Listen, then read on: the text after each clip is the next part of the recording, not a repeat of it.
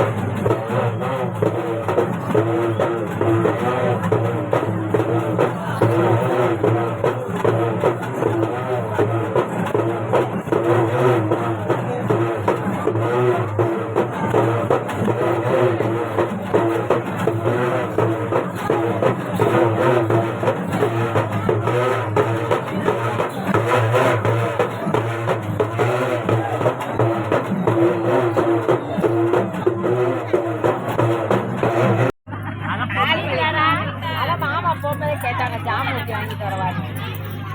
லாரடி இப்போ கேளு தருவாங்க.